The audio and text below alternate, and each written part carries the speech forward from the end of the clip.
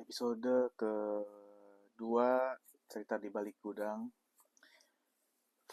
Hari ini tanggal 11 Agustus 2025.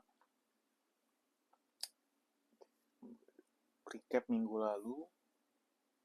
Kalau pekerjaan seperti biasa berkaitan dengan audit. Kalau kita rinci hari Senin itu kegiatannya sama,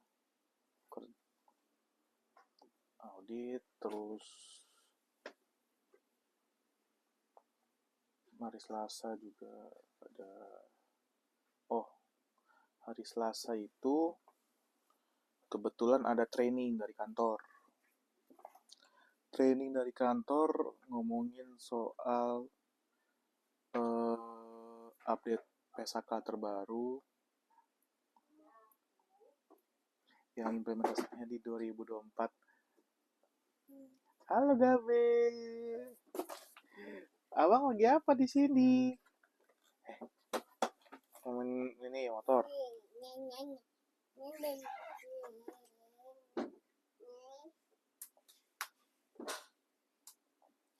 Kesini dulu. Gak mau.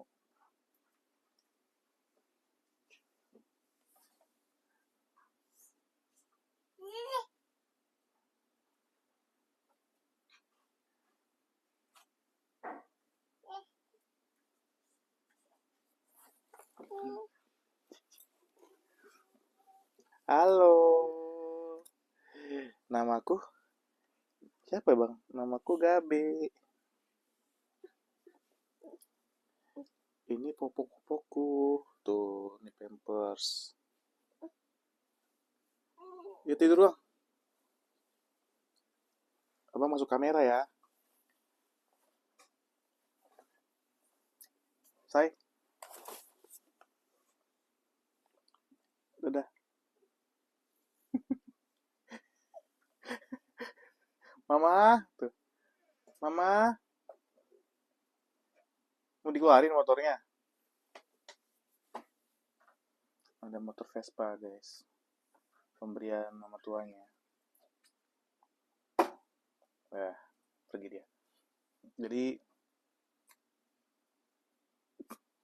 hari Selasa kemarin tuh ada ini training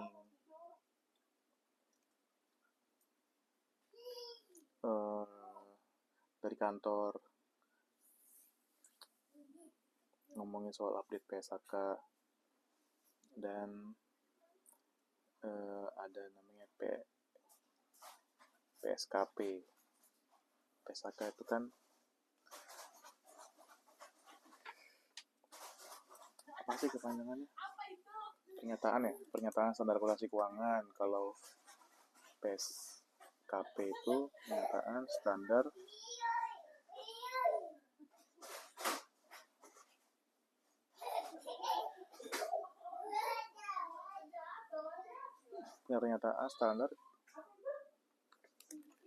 keberlanjutan perusahaan ya. Coba kita cek di SHK-nya. Pernyataan standar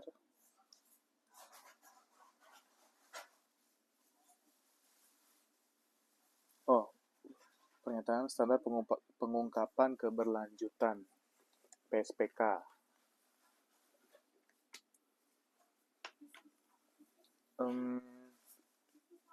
Lebih ke pengantar aja sih kemarin tuh trainingnya. Ada update ini gitu. Impact-nya ke perusahaan kayak gimana, karena perusahaan kayak gimana, lebih ke situ. Setelah itu kerja, iya, Rabu juga kerja biasa, Kamis kerja biasa, Jumat ya kerja biasa, tapi paginya itu ada ini ada semacam webinar ya, meeting online antar IA Telkom Group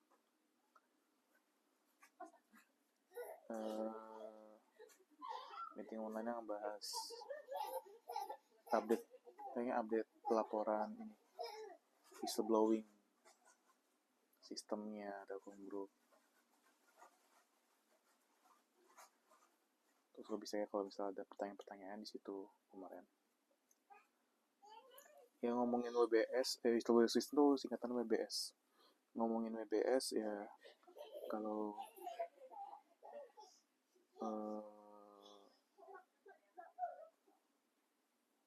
perusahaan mau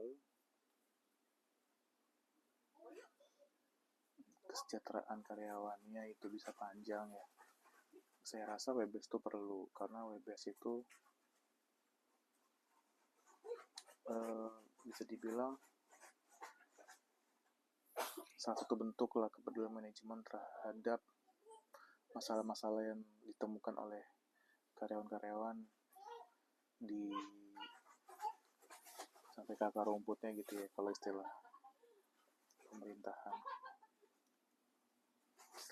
Ya itulah pemerintahan yang sering kita dengar lah di perpolitikan kita saat ini. Gitu, jadi WBS itu perlu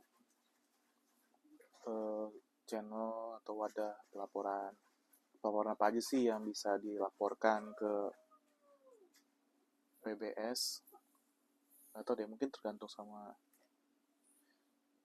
kebijakan perusahaan, tapi kayaknya ada standarnya deh. Misalnya ada kayak ditemukan ada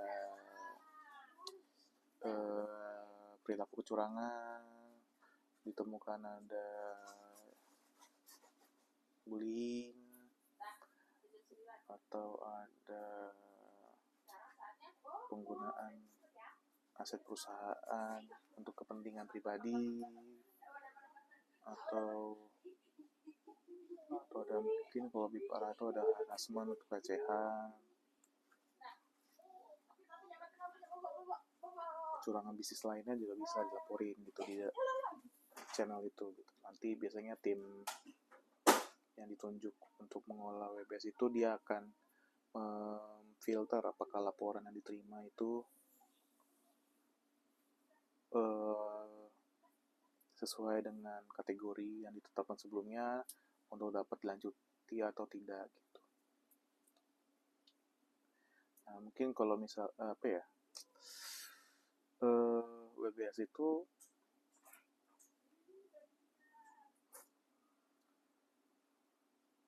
sebenarnya tantangan buat perusahaan dalam implementasi WBS, karena seperti yang kita tahu ya, kalau data itu informasi itu dapat tersebar ya,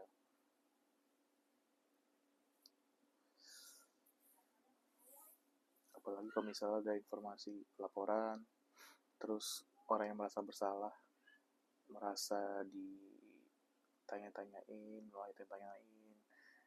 pasti dia akan merasa ini sepertinya ada yang laporin saya gitu, dan pasti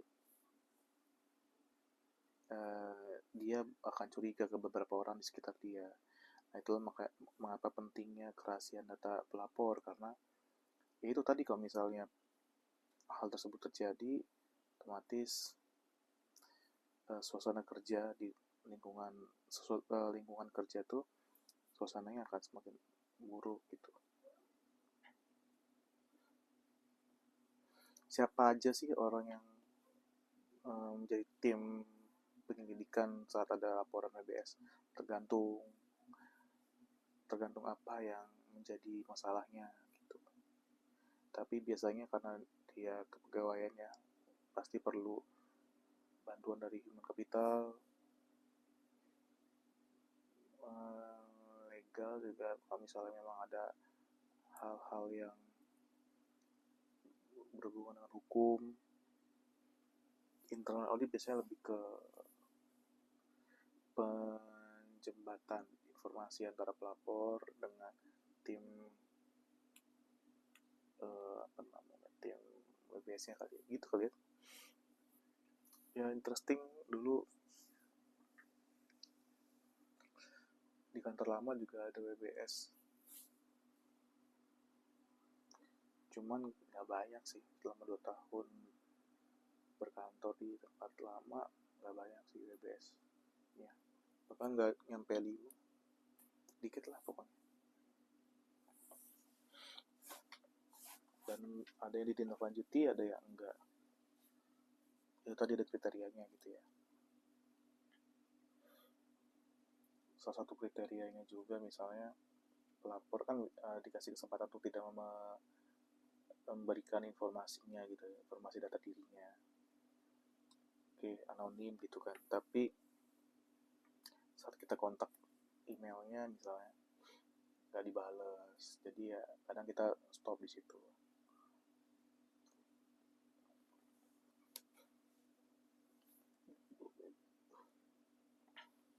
Ada juga email WBS yang cuma kayak nguji-nguji, testing doang.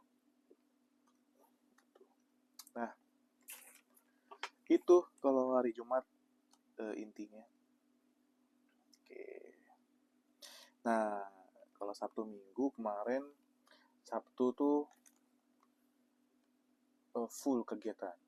Jadi Sabtu pagi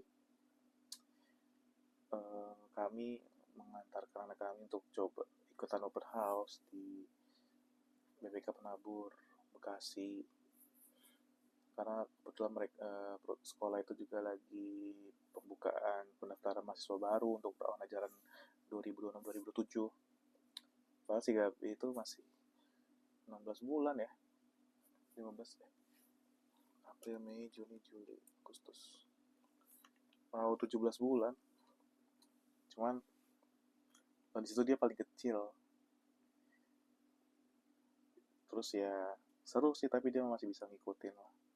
Walaupun nggak tahu sih, mungkin anak laki-laki ya, anak kecil laki-laki tuh suka kesana kemari gitu. Dibanding kakak-kakaknya yang lain tuh dia udah pada kalem, dia tuh aktif banget. Ya semoga dia sehat-sehat terus dan makin pintar. Seru, guru-gurunya di situ baik-baik, miss-missnya baik-baik, fasilitasnya juga oke. Jauh lebih baik daripada sekolahku dulu, TK aku dulu. TK aku cuma ada ruang sekolah, ruang kelas, taman bermain yang kayak ada ayunan, perosotan gitu doang. Kalau di BPK Penabur itu ada kolam renangnya, ada lab komputernya. Pada bingung kan? Sekolah TK tapi ada lab komputer, tapi ternyata ada materi pelajaran yang berhubungan dengan komputer untuk anak TK. Lebih ke kayaknya sih katanya sih lebih ke ya pengolahan, bukan belajar ininya Microsoftnya, tapi kayak ada sistem buat kalau bisa kita klik ini, misalnya kita klik tombol kanan, gambarnya bakal ke kanan. Kalau bisa kita klik tombol kiri, gambarnya akan ke kiri gitu. Kalau misalnya kita klik ke atas, gambarnya bakal ke atas. Kalau misalnya kita klik lipat, dia akan melipat gitu. Lebih ke situ ya, untuk kayak menjadi pengetahuan baru buat anak-anak gitu ya. Kalau misalnya dia lakukan sesuatu tuh, oh ada hasilnya gitu. Bagus sih. Ada lab itu, terus ada tempat sikat gigi, tempat buat sikat gigi, anak-anak sikat gigi gitu. Jadi tempat buat sikat gigi itu kan ada kacanya tuh pendek ya, sesuai ukuran anaknya ya. Bagus. Kalau kamar mandinya juga, toiletnya juga pendek-pendek gitu ya, urinoirnya gitu. Jadi emang buat anak kecil gitu. Ada kolam renangnya, ada showernya, jadi setelah berenang bisa langsung shower di situ. Kelasnya juga banyak, ada TKB dipisahin ya, TK1, TK2, 2 lantai sih. Ada ininya juga, playgroundnya gitu. Oke. Cuman kemarin mikir-mikir lagi, kalau misalnya tahun depan tuh si Gabi tuh 2,5 tahun. Ya 2 tahun 4 bulan lah ya, 2 atau 4 bulan kan. Dan kayaknya dan kelasnya itu dia tuh sepanjang 11 bulan itu awalnya bakal 1 jam doang kelasnya. 1 jam, 1 minggu tuh bisa 3 hari, bisa 2 hari, jadi ada pilihannya gitu. Terus jam belajarnya bisa awalnya 1 jam, sampai nanti pas udah bulan-bulan terakhir bisa jadi sampai naik jadi 2 jam gitu. 1 jam, naik 1 jam 30 menit, 1 jam langsung 2 jam gitu terakhir di bulan-bulan terakhir. Cuma kemarin mikir-mikir lagi, berarti kan memang untuk anak belajar tuh ya sebenarnya waktunya nggak terlalu lama gitu ya. Yang penting ada stimulasi belajar terus. Dan kemarin mikirnya ya mungkin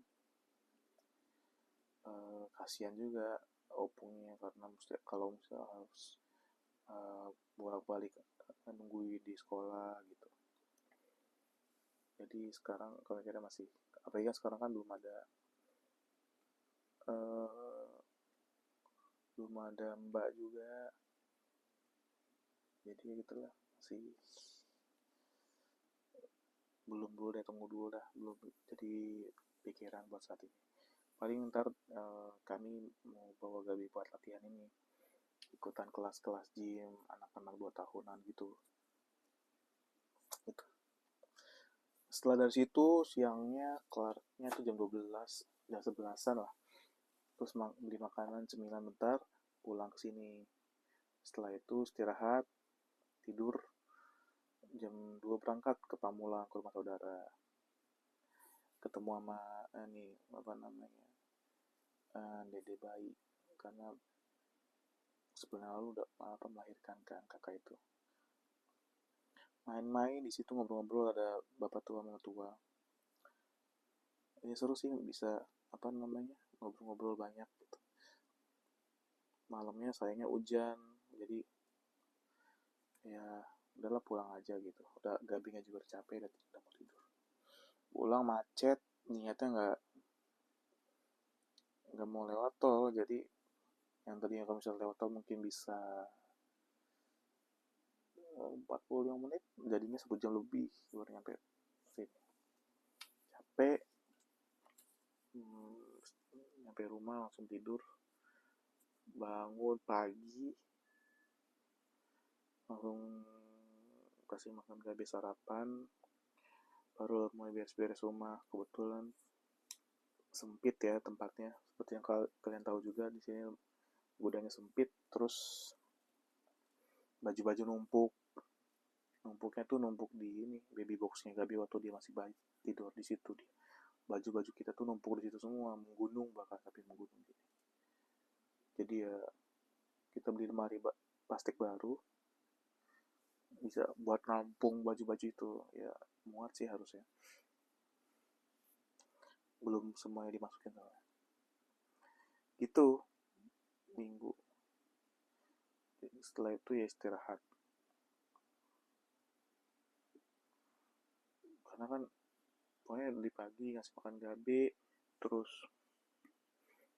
bersih-bersih rumah, mandiin Gabi, tidur dianya, aku rakit-rakit lemari. Terus setelah selesai merakit, Gabi bangun buat makan siang, terus diajak stimulasi. Kalau paginya kan mandi, pagi itu ke taman, sempat ke taman mandi, terus stimulasi dia siangnya. Terus setelah stimulasi kotor, mandi lagi karena main tepung, mandi lagi 2 kali mandi dia. Setelah itu baru bersih-bersih rumah lagi, tidur sebentar, makan malam, ngasih makan Gabi malamnya, gitu doang kerjanya. Oke, dan sebenarnya di episode kedua ini aku pengen bikin sebuah apa ya istilahnya, materi yang akan dibahas setiap minggunya gitu. Jadi kan aku suka nonton bola ya, khususnya Liga Inggris, dan klub favoritku Chelsea. Musim ini, musim kemarin ya, dan musim lalu juga cukup oke sih mainnya. Sampai kemarin pramusim friendly match 2 game semuanya menang. Oke sih. Nah, jadi untuk fans-fans pecinta sepak bola Inggris itu pasti beberapa ya, sebagian besar di antara mereka tuh pasti pada main game yang namanya Fantasy Premier League FPL. Apa tuh FPL? FPL tuh kayak kita diminta untuk menyusun 11 15 menyusun 11 pemain, menyusun formasi, apa sih bahasanya, kita diminta untuk membuat kayak semacam dream team yang terdiri dari 15 orang, 11 pemain inti dan 5 pemain cadangan, dengan anggaran yang diberikan itu 100 satuan mata uang gitu ya. Nah,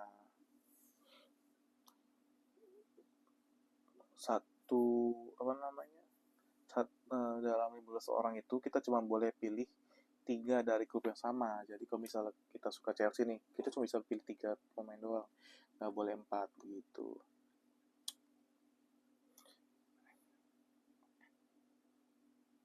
Dan ya ini aku pengen sharing sih. Statusku terakhir, pemain-pemain yang aku punya, ini kelihatan nggak? Dia ini apa namanya? Kameranya itu ya.